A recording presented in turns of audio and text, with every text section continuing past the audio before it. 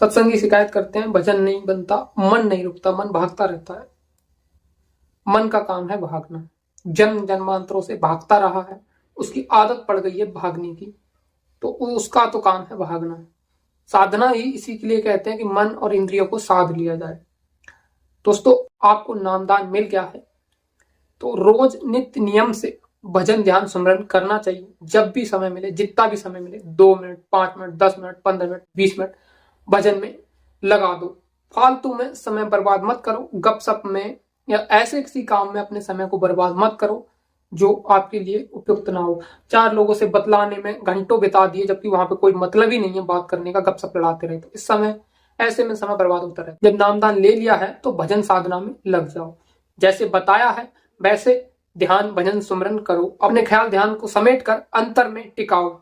जब अंतर में आपका ख्याल ध्यान समेट कर टिक जाएगा, धीरे धीरे धीरे धीरे अंतर में प्रकाश प्रकट हो जाएगा और शब्द सुनाई देने लगेगा।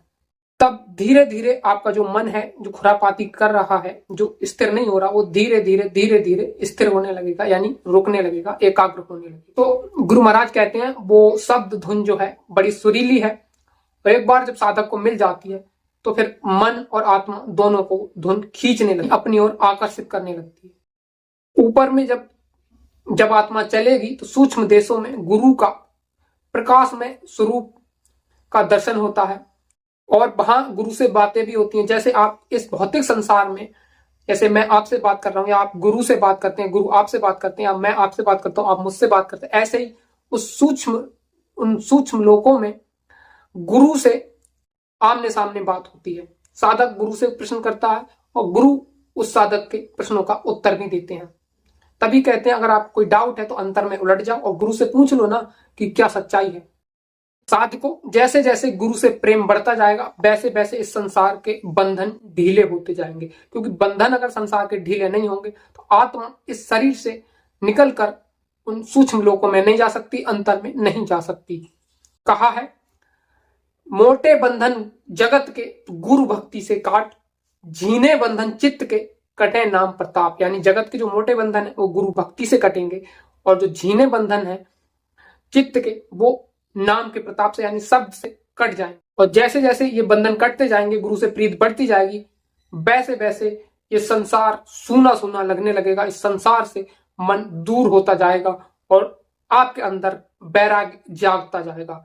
इसीलिए प्रारंभ में हम लोगों को मन और चित्त को लगाकर थोड़ी कोशिश करके, मन को रोक करके साधना करनी चाहिए। और जैसी जैसी हमारी लगन होगी और मेहनत होगी, जैसी जैसी हमारी लगन और मेहनत होगी, उस हिसाब से हमें अंतर में परिचय मिलता जाएगा और मालिक की दया का अनुभव होता जाएगा। तो लगे रहिएगा, अपनी मेहनत और लगन को बढ़ाते रहिएगा और वह अंग लेकर ही भजन में बैठे। जब तक वह नहीं होगी, तड़प नहीं होगी मालिक के प्रति, तब तक आप अंतर में कुछ पा नहीं सकते। इसलिए मेहनत लगन के साथ लगे रहिएगा और वह अंग लेके बैठो। जब मालिक की याद में 2 आंसू गिराओगे तो मालिक कृपालु है, दयालु है, मालिक कृपा करेंगे, दया करेंगे। अंतर में आपको वो रूहानियत का खजाना मिलेगा जिसकी आपको तलाश है, जिसको पाने के बाद आत्मा को, व्यक्ति को कुछ पाना शेष नहीं रह जाता, जिसको पाने के बाद राजा महाराजा अपने राजपाट पे लात मार देते, जिसको पाने के बाद मीराबाई ने चित्तौड़गढ़ के राजपाट पे लात मार दी, जिसको पाने की इच्छा में बलक बुखारे के बादशाह इब्राहिम ने अपने राजपाट पे लात मार दिया। दोस्तों याद रखिएगा, उस दौलत को पाने के लिए राजा महाराजाओं ने अपने राज्य का त्याग कर दिया। इसको पाने के लिए राजा भर्तरी ने झोली डाल दी, इसको पाने के लिए राजा गोपीचंद ने झोली डाल दी।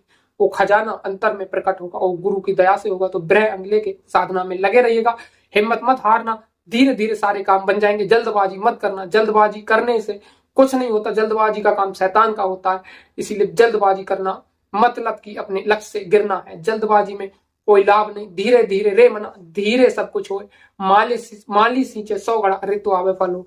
माली भी एक पौधे को लगाता है और पौधे को सींचते सींचते वो पौधा बड़ा हो जाता है, तब समय आने पर उस पर फल फूल पत्तियां तीनों आती हैं और माली उसका लाभ उठाता है। अगर माली भी जल्दबाजी करे, पौधे लगाते उस पे फल की इच्छा करे, तो वो निराश ही होगा और अपने लक्ष्य से भटक जाएगा। आगे फल फूल पत्तियां तक वो पहुंच ही नहीं पाएगा, क्योंकि वो पहले हिम्मत हार के उसको सींचना बंद कर देगा। इसीलिए धीरे धीरे भजन भक्ति द्वारा, भजन ध्यान सुमरन द्वारा, भक्ति द्वारा अपने गुरु के प्रति प्रेम को सींचते रहिएगा और आपका प्रेम जैसे जैसे गुरु से बढ़ता जाएगा आपको दया मिलती जाएगी। इसलिए धैर्य रखिए, लगे रहिएगा, शंकाएं मत कीजिएगा, गुरु पूर्ण है, रास्ता सच्चा है, लगे रहिएगा, दया होगी। अगर आप हिम्मत हार गए, नहीं लगे रहे, दया कृपा की आस तोड़ दी, बस ऐसी औपचारिकता पूरी करते रहे तो कुछ नहीं होने वाला।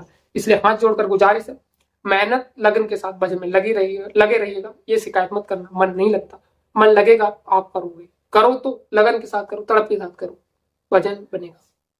जय गुरुदेव। बोलने में गलती हुई तो माफ करेंगे और हम मिलते हैं दूसरी वीडियो में। तब तक के लिए मैं हाथ जोड़कर नमन प्रणाम, सादर जय गुरुदेव।